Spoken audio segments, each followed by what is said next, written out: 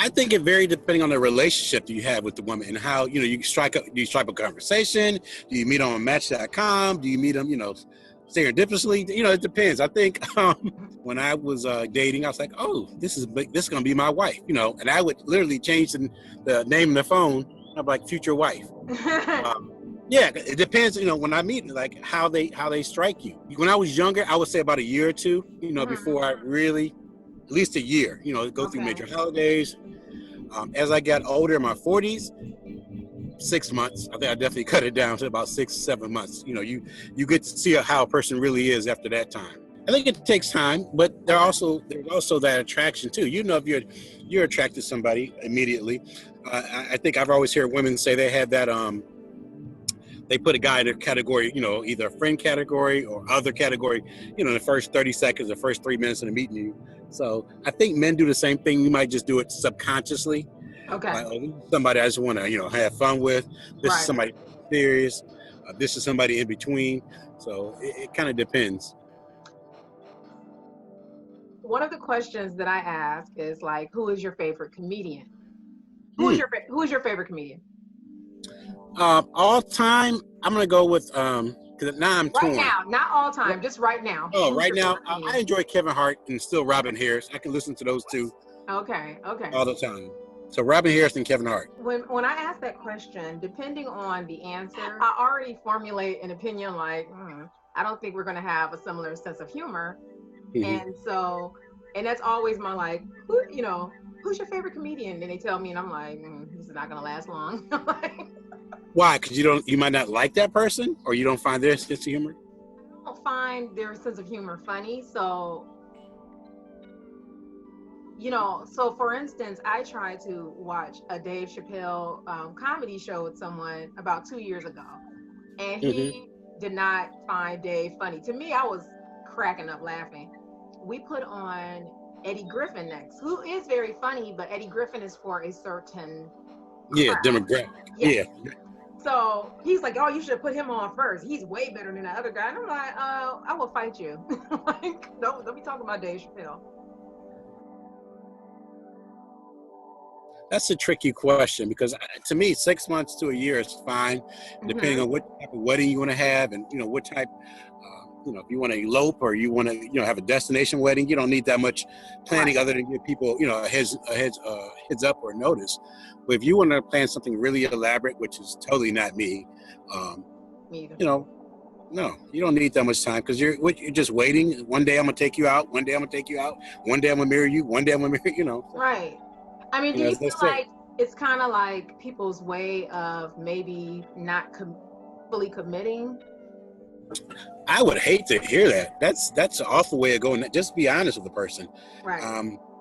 I think that might come with a little age and a little maturity too. You don't want to. Why would you want to be engaged to somebody forever and not string them along, but give them false hope? I just find it interesting when people are engaged for years on end. I'm like, okay, is it going to be finalized, or are you just going to continue to be engaged and that's it?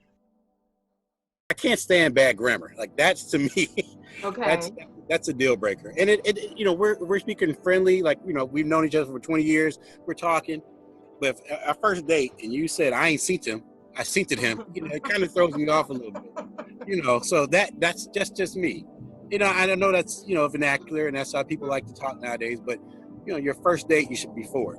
When I was dating, I had all these rules. I had the 5 C's, It had to be clean, cooking, Christian, a career, and most likely I had to be cute, so all these C's, Okay. Yeah. So I was dead serious. At one time I had a 6 C and I wanted to be childless. I didn't want to be a stepdad.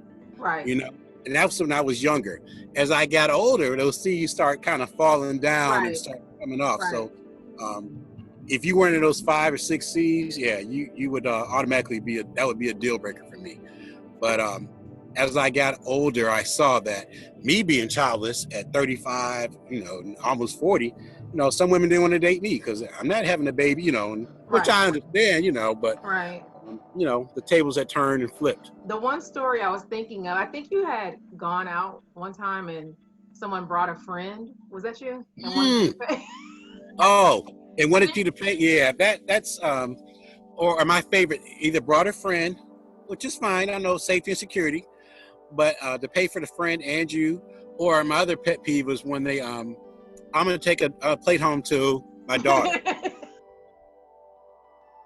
Like, so you know, as we ordering dinner, you know, those are my one and done. It's like, definitely, you know, like, you know. I know someone else that happened to. So when he was telling me, who would think to do that? I that was Yeah. crazy to me. And so because of that, I every now and then I will offer to pay. I would never do something like that, but I'll offer to pay as well because I remember your story and this Yeah. person's story.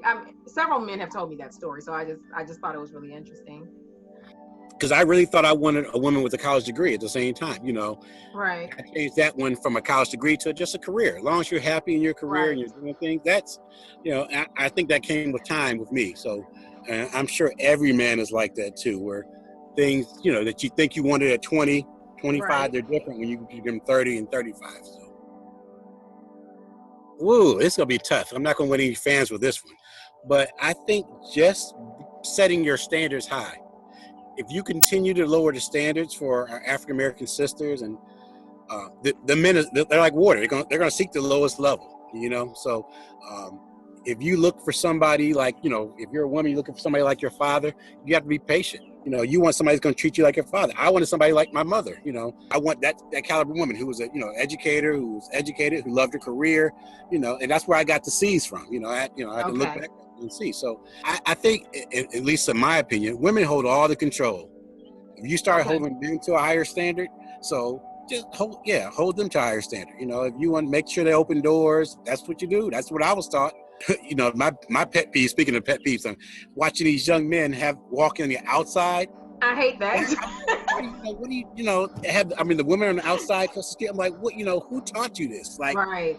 They don't know any better. Or I see a woman get out and pump gas, you know, and I know there's exceptions, you know, but. Yeah. When I was in my 20s and I worked at the law office in Akron, my coworker and I went out one night and we had fun. I was talking to this Ethiopian young man and she had this guy and we all had fun. And then later on I said, what happened to that guy? And she's like, who? I said, from the other, you know, a couple of weeks ago. And she's like, oh, he was just for fun. And I'm like, huh? Oh. I'm like, just for fun? And she's like, oh yeah, I would never take him seriously. And I'm like, you wouldn't? Why? Did she explain why? Or maybe she did, and I just don't remember. But that was interesting to me because my mindset was I would take whatever man and try to shape him. So I always thought that was pretty interesting because I didn't know if that was like a thing that non-Black people taught your daughters.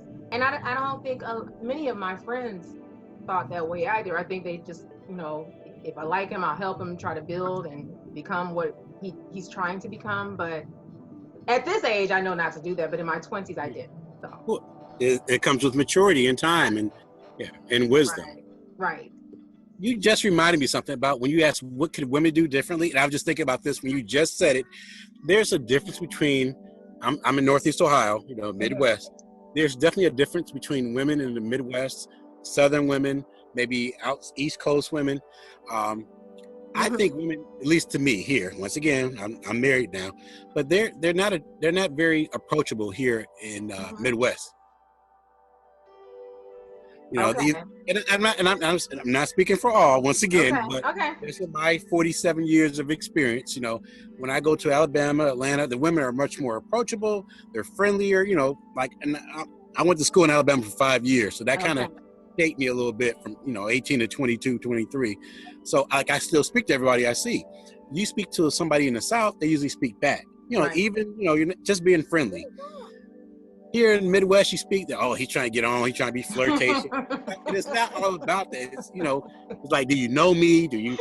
So I guess the only thing I would say, you know, to my Midwest sisters is be more approachable. Just, you know, flash a smile. It's okay. I'm not saying wink and throw your hand out, or, you know, for marriage, but, you know, just be more approachable, you know. And we're like a little New York. Like, we're not, honestly, it's like a little New York. We're not, you know, we're not totally standoffish, but we're not welcoming either, you know. But That's a hard question. Depending on what age you ask me, 18-year-old Dan going to HBCU out of Alabama State University. I'm like, oh no, nope, nope, Right. nope. HBCU, I got my Juneteenth shirt on. Right. Nope, no way, no how. Maybe 41-year-old Dan, like, you know what? You know, I'm getting a little old, and I was getting a little nervous, you know, about having kids. I was a little more open to it. Okay. If I would have found somebody who was, I have a friend, strictly a friend, who's outside the race, and she actually told my father, yeah, I really liked your son, but he made it quite clear that he would not date, you know, white women. And it was so funny. She actually told my dad that story. Okay. My dad, of course, related to me. And I was like, well, you know, she was really cool, understanding, but at that point in my life, I was not ready, you know. She's married, I'm married, you know, and I went to her wedding and everything, but I was so closed off to her that I was like, oh, you're white. No, we can be friends. Now, we can, you know, talk and have a good time. Like, seriously, we went snowboarding with her family. Like, I had a good time. Like, you know, but it was strictly professional, and we kept it like that. So I guess long-winded story, depending on what age you would have caught me early in my life, no. But, you know, if you find somebody that can truly understand your culture and appreciate and understand where they stand at, I am fine with it. You know? Okay. Love has no color, you know.